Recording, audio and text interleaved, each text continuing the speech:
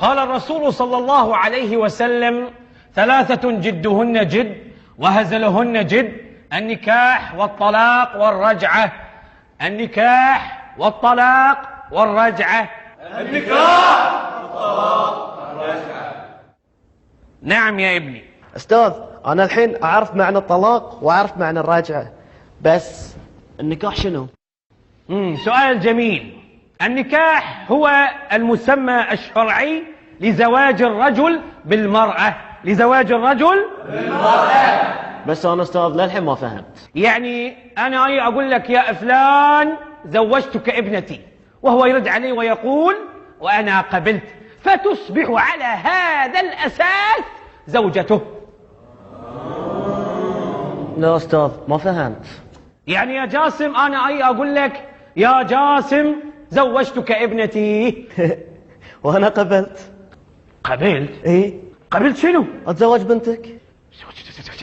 زواج بنتي يعني؟ إيه؟ لا لا لا لا يا ابن، طلق الحين أقول لك طلق. لا أستاذ بابا مطلق.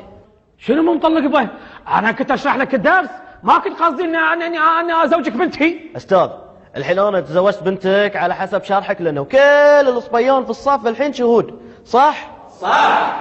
بالبركة يا جاسم تستاهل. الله يسلمك. منك المال ومن هالعيال. عزيز. الصلاة والسلام عليك يا حبيب الله محمد. وبارك أرسلت لك وليك الله واللي ذبح بين حمرين الله يطول بعمره. بس ولا كلمة، بس. وانت قاعد مكانك بعد، وانت طلق الحين، طلق الحين، طلق. لا أستاذ بابا مطلق. طلق؟ زين، سمعوني الحين راح اشرح لكم موضوع الطلاق، وابيكم تركزون في ذي الموضوع، خاصة انت.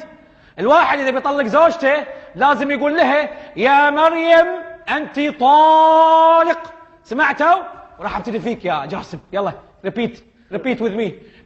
قول: يا مريم انت طالق. يعني الحين اسم بنتك مريم؟ حيا الله عمي ابو مريم. بس تدري عاد؟ قوم. المدير، تعال عند المدير.